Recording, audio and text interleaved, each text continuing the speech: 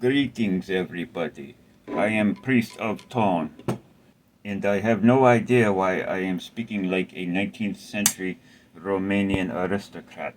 Perhaps you should grow a beard.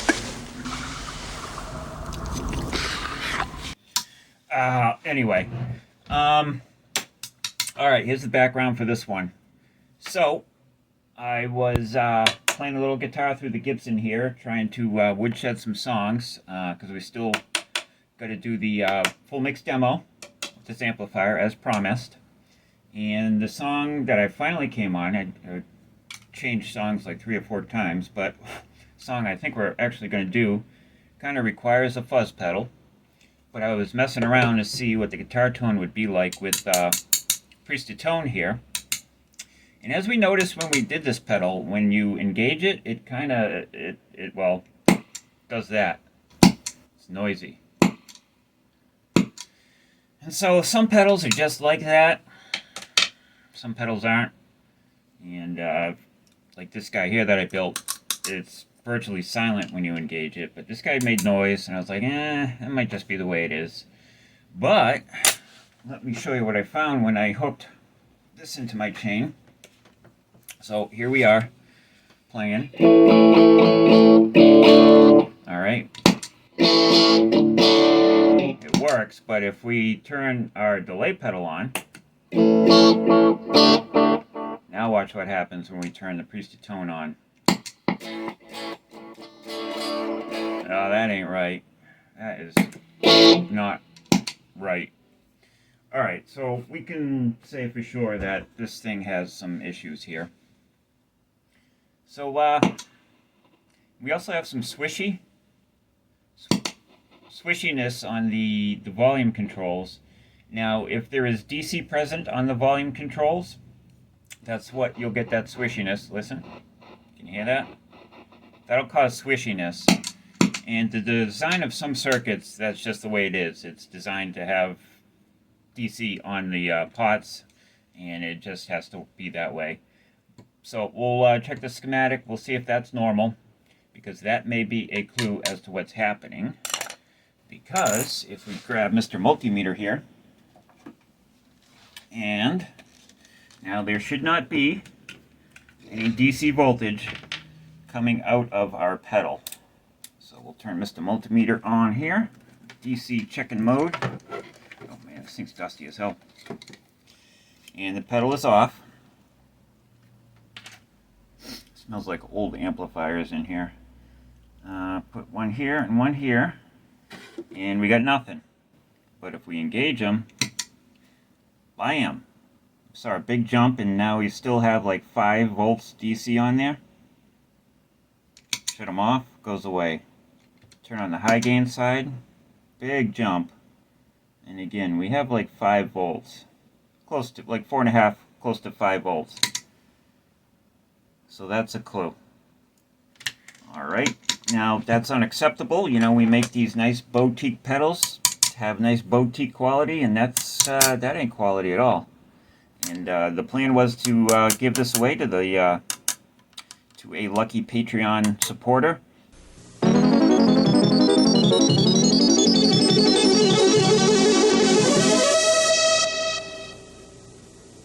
And this will not do in its current state. So we're going to fix this, or we're going to die trying. And yeah, that's what we're doing. So if that sounds like fun to you, I'm not sure why it would, but maybe it does.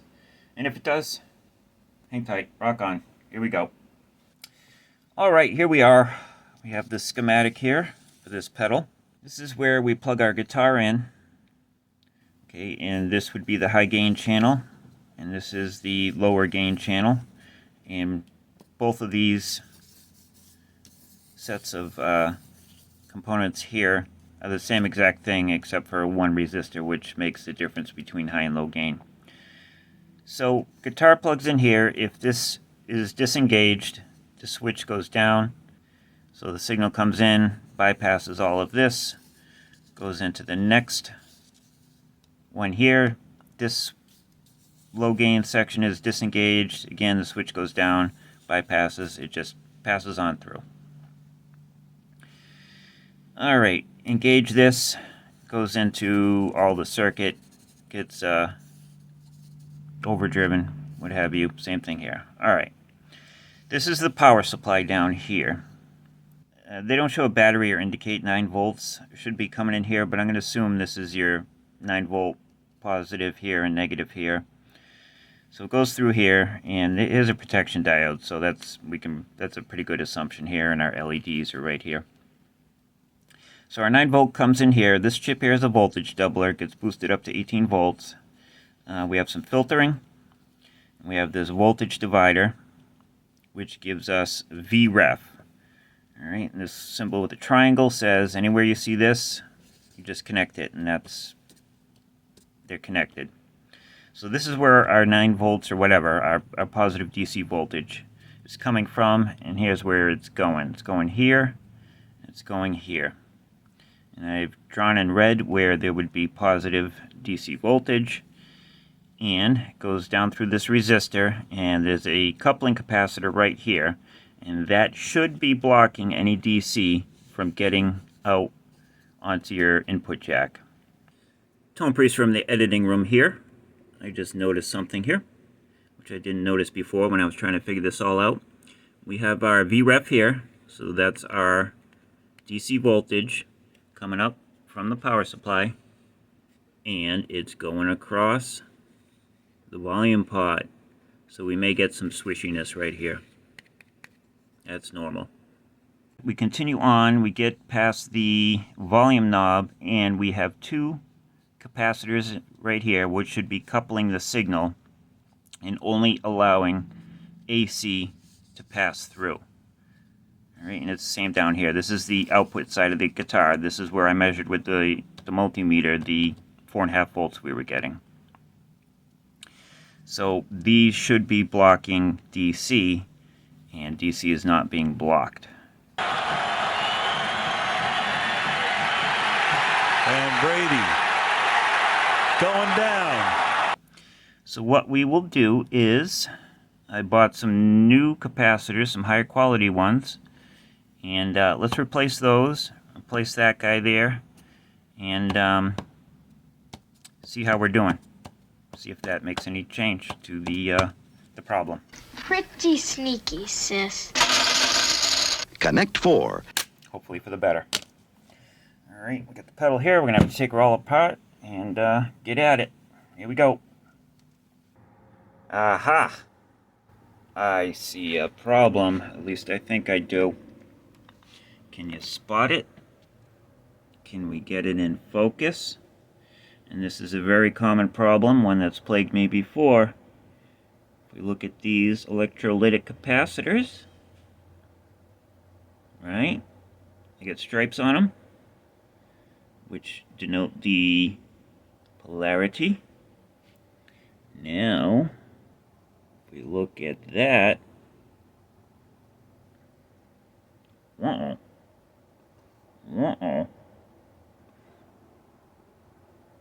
that's a problem. It appears this guy is in backwards. Some bitch. Alright, let's get him out of there. Let's fix this. Let's take her out, see what happens. Surprised this pedal sounded as good as it did. We got it. Bite it. Alright. Interesting. So the pad... Wait a minute. It's not your fault. Alright, so it's not my fault. It's not my fault. Look at me, son. It's not your fault. I don't know if you can see that, but the pad has the plus on top. I know. Right? But if we look at the diagram, I don't know whether you can see that, it's got the plus on bottom. It's not your fault. Don't fuck with me. Right? What the hell's going on here, guys? It's not your fault. Don't fuck with me, alright? Alright, cool. Alright, so what we're going to have to do is get out our multimeter, because one side should be directly connected to ground and the other side shan't.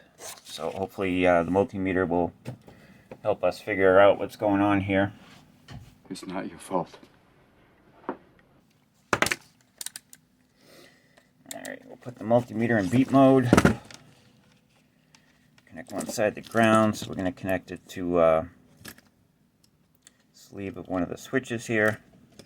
So that gives us that. Now we think the top should go directly to ground. It does not. Huh.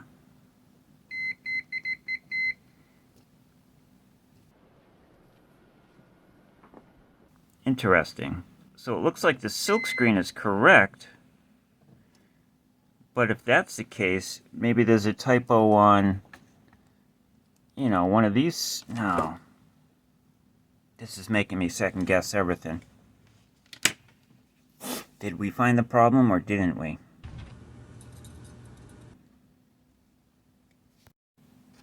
Alright, I did some probing around, and it appears that everything was installed correctly. We just have a typo on this little drawing here in the layout.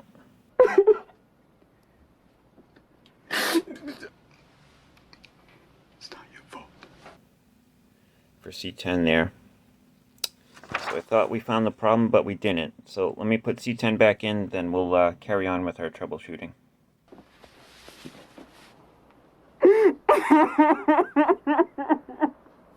So I bought some higher quality capacitors.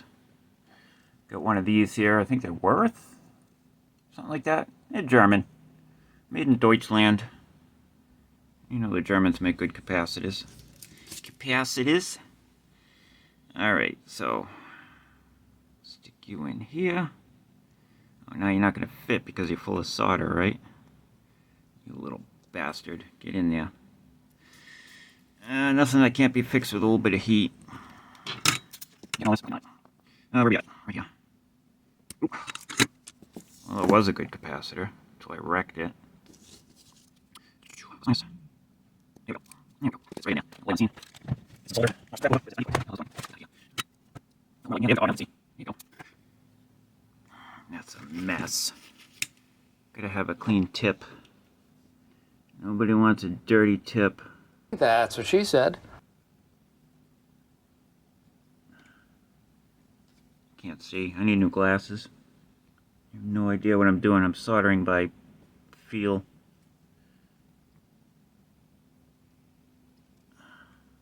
Let's see how we did. Oh yeah. Beautiful. Went to the Ray Charles School of Soldering. Alright, we're back to where we started. Why don't we just go ahead and replace those coupling capacitors on the input and the output and see what we did instead of just blindly shooting in the dark with our multimeter probing all this junk. And we'll take it from there. Alright, so this is interesting. Where's Mr. Pointer? Here is the output coupling capacitors. This is to block DC from getting on the output of your guitar signal, and it's coming off of the volume pot, and they have a 1 microfarad electrolytic and a 1 microfarad bipolar capacitor in parallel. So I believe this should make a 2 microfarad polarized capacitor, but why would they do that? Why, if they wanted 2 microfarads, why not just use a 2 microfarad capacitor? This doesn't make any sense to me. Anyway, I probed here, and as we did initially, I'm getting DC at this point when the either of the sides is engaged. So what I might do, since we have two of the same, I will desolder the electrolytic on one side, and then on the other side I'll desolder the bipolar and see if we're still getting DC over there. And hopefully that'll let us know who's letting us down here. And hopefully that's the problem. Boy, this is getting weird. Alright, here are the capacitors in question. Got the electrolytic polarized, and then the bipolar for one side, and then for the other side. So that is this guy and this guy over here, and then this guy and this guy over here. Alright, let's do it. Alright, I removed both capacitors from this side here. So I'm going to go ahead and I'll just install the electrolytic right there and see if there's any changes. Here's what we're using now. Worth aluminum electrolytic capacitor, radial. 1 microfarad, 50 volt rated. And we had originally used the Amazon electrolytic capacitors. So if it turns out to be the Amazon capacitors are junk, I'll have to remove them from my big list of links down in the description. Alright, check it out. Disengaged. No voltage on the output. This is the side we made the change on. So we'll engage them. See what we got. Get on there. Teeny tiny little bit. Much better. Alright, let's throw that box capacitor back in and see what happens, if anything.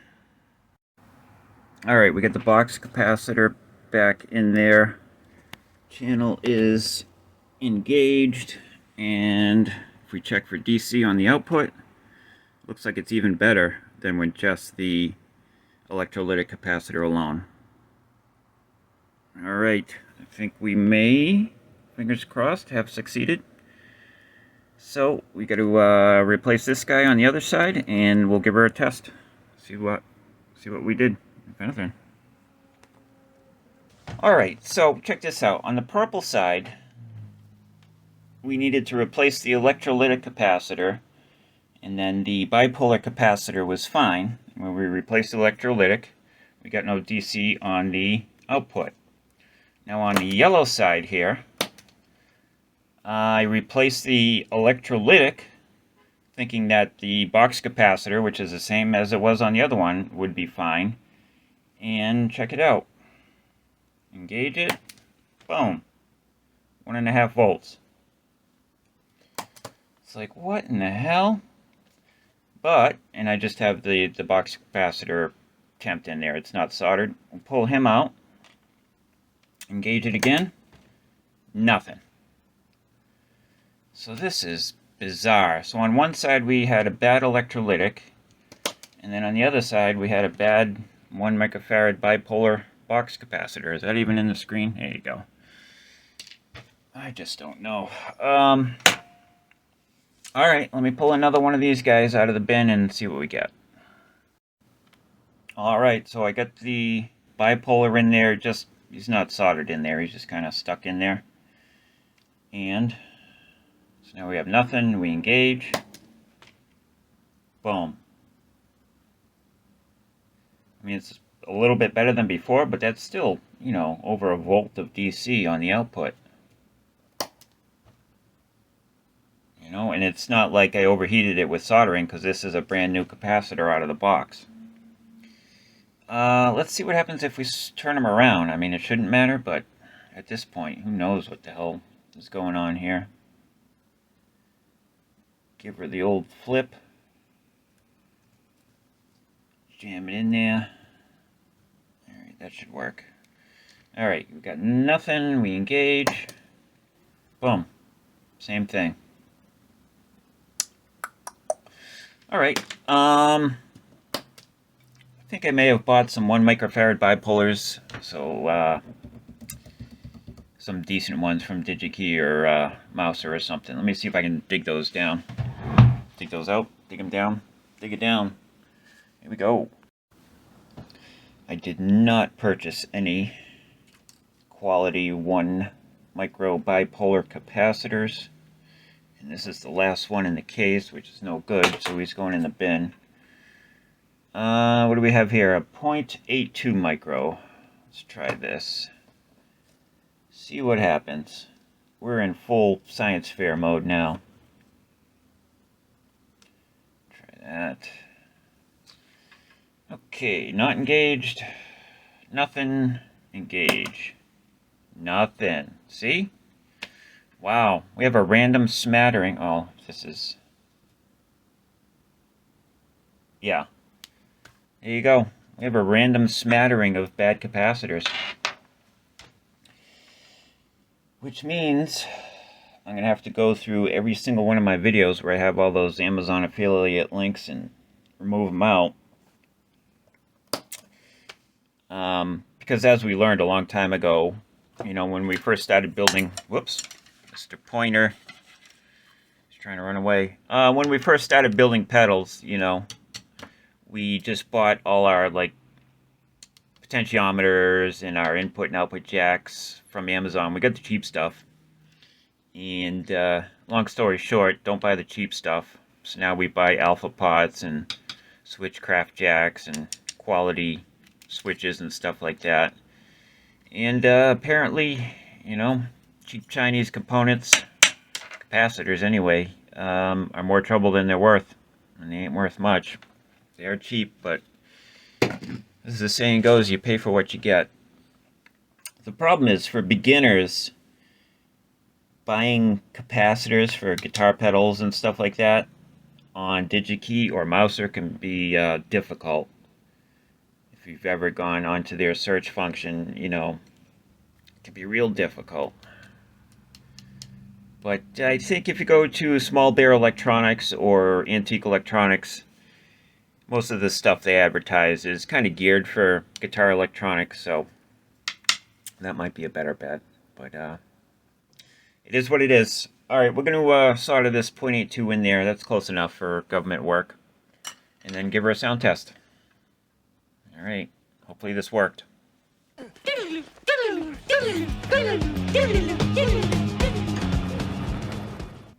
Tonepriest from the Time Machine here. Here is our PCB, kind of in a million pieces here. And I was hoping to do an after playing test so you could see that the pedal functions as it should without any pedal pop, and it works and all that stuff. But after that last clip you saw there, I went on to do some more experimentation with capacitors, trying different things from the ones I have in stock and some of the new ones I bought. And, you know, soldering stuff in, desoldering stuff, replacing stuff. That's not good for PCB, and it actually kind of shit the bed. So, this is going to fall into the category of, trust me bro, it worked. That was the problem, unfortunately. I did that, that's my fault. But, because I did have the problems, and this was supposed to be for a Patreon viewer, you know, even replacing those capacitors, you know, we can't go in and replace every single capacitor. I did end up going and getting a new board and starting from scratch for our Patreon winner. Spoiler alert, that's Phil. And, bam. So there's going to be sort of like a part B video to this video with the new one, where it engages and disengages silently. So there you go. That's where we're at. We figured out the problem. The problem is a problem we already knew about. Don't use cheap stuff when you're doing this kind of thing. And if you're getting pedal pop, check your coupling capacitors on the input and the output. Check. It's a real easy test with your multimeter. Stick your cables into the input and output. Check for any DC voltage with a multimeter, and it'll let you know if that's the problem you're having, if you have that problem. Alright, thank you very much. I want to thank Patreon supporters. I want to thank everybody for watching the video. Thanks for anybody that gave me a thumbs up. Thanks for commenting. Thanks for subscribing. Thanks for being a friend and a neighbor. Gonna have another video coming real soon where we put this together, a quick one, and then the long-awaited full mix demo of the Gibson and this and a couple other little goodies. So stay tuned. Same bat channel, same bat time. We'll see you then. Thank you, everybody. Rock on. Fuck them, okay? Done.